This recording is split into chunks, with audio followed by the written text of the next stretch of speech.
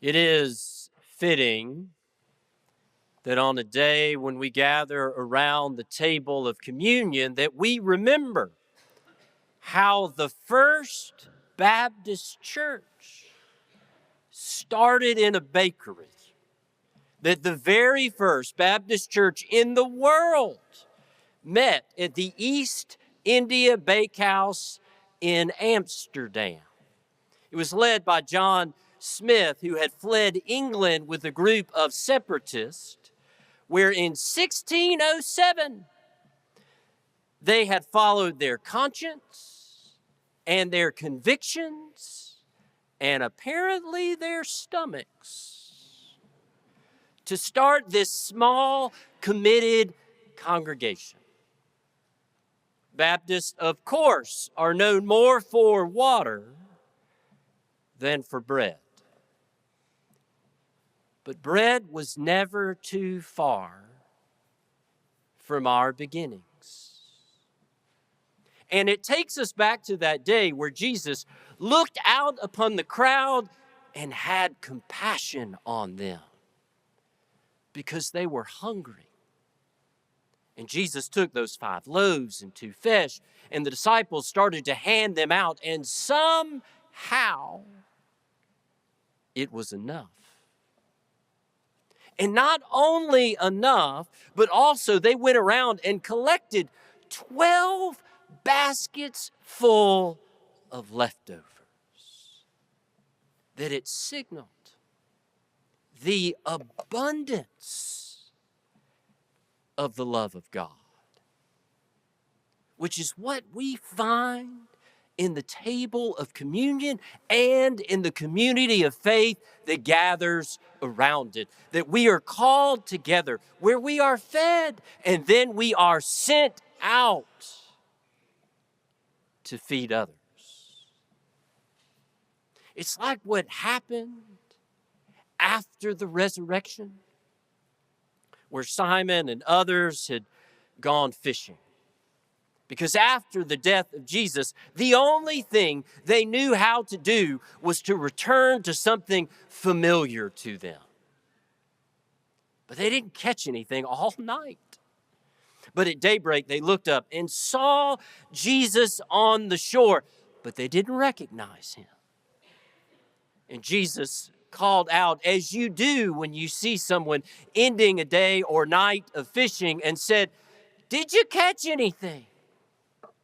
And with this defeated tone, they said, "Not one thing." So Jesus suggested, "We'll throw the net on the right side of the boat." And they did.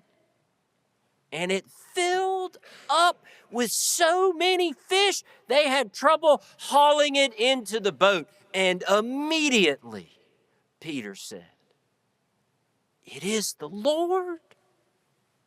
He dives into the water. He swims into the shore. Everybody else hauls in the net of fish. And when the boat docked, Jesus said, "Bring some of the fish." And they had breakfast. That Jesus spent so much of his life and his ministry eating with others, and apparently nothing had changed, even after the resurrection. That he took the fish and the bread and he gave it to them, revealing again the sheer abundance of the love of God. That they gathered again around the love of Christ so that they could go out and share it with others. That after that meal, Jesus turned to Peter and to us and said, "Feed my sheep."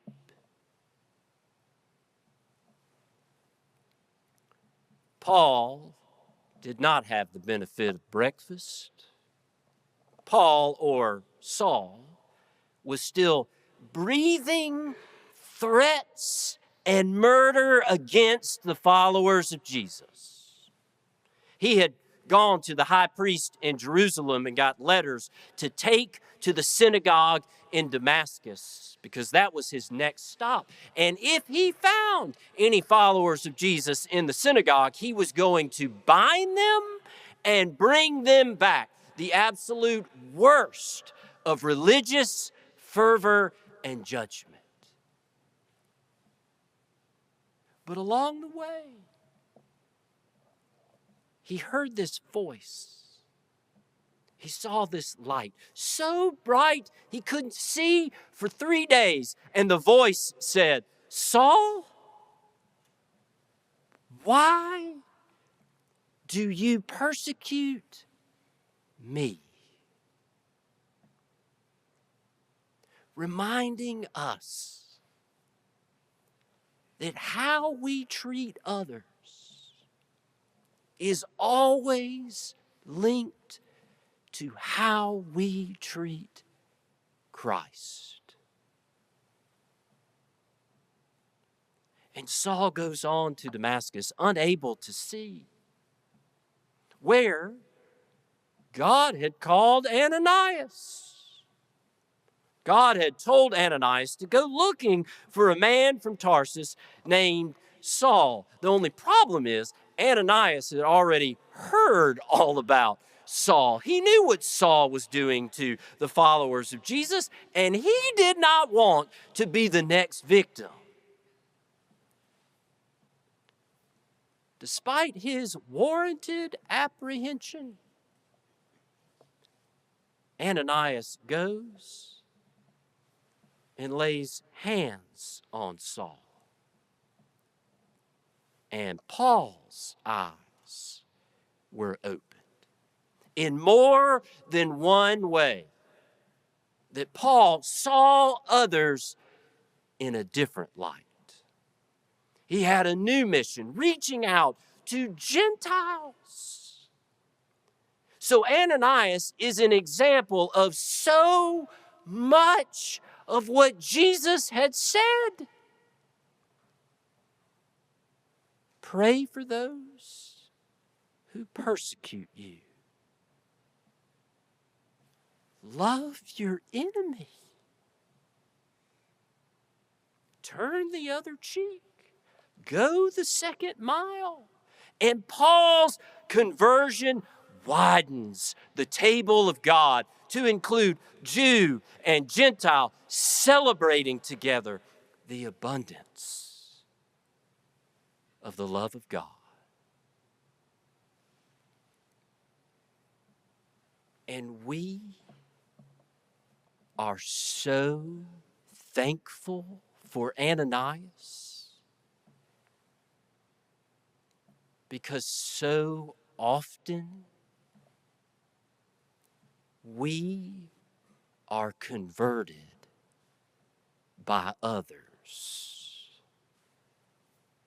It's why we are converted by meals, because we gather with others to eat. And perhaps that's why early Christianity and Judaism were known by their meals. It distinguished them. It set them apart. People talked about it.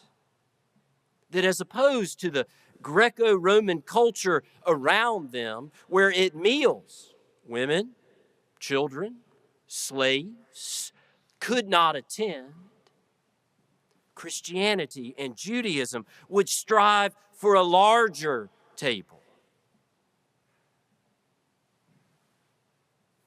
It's why Jesus told people,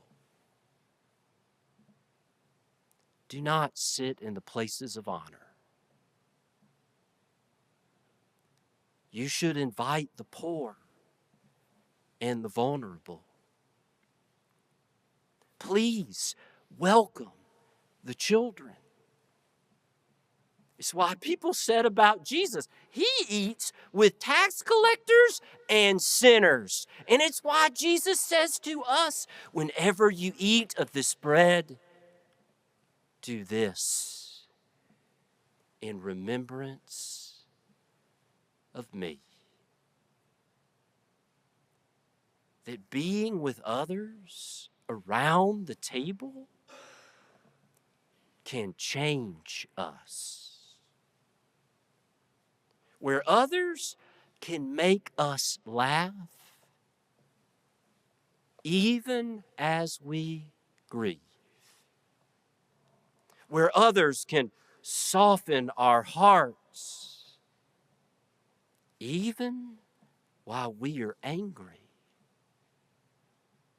Where others can cultivate empathy within us, even when we resist.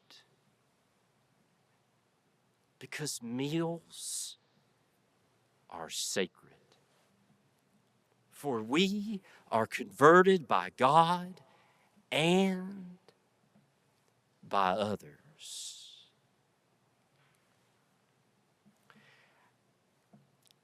I was surprised to discover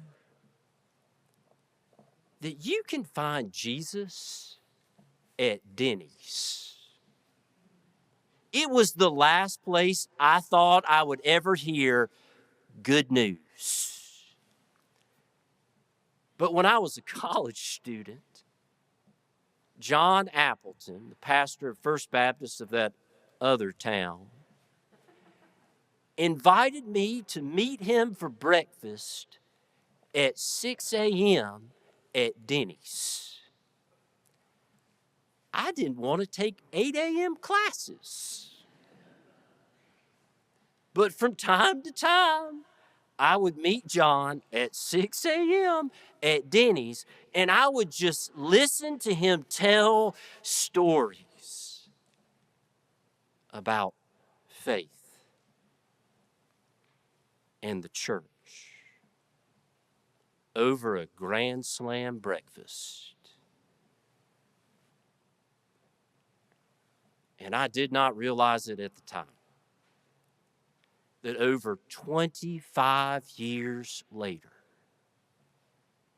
I still find myself going back to some of those stories. Because we are changed by others. It's why when we gather around the Lord's table, our prayer becomes, God, be at the center of our meal. Because if God is at the center of our meals, God is at the center of our lives. It's the difference between a set table and a full table. Where a set table is beautiful, it's worth taking a picture of it. Napkins folded perfectly, china placed correctly, silver positioned appropriately. It's picture perfect. But after everybody leaves, the table is a wreck. It's like a tornado came through the room. Dirty dishes, crumpled napkins, misplaced silver. There's a fork in the corner of the living room, and we can't figure out how it got there. But there's also that feeling that our hearts were burning within us because the table was full. Because the table was full. That around the Lord's table, our prayer becomes, God, be at the center of our meals. Be at the center of our lives. Because we are converted by God. And we are converted by others. Amen.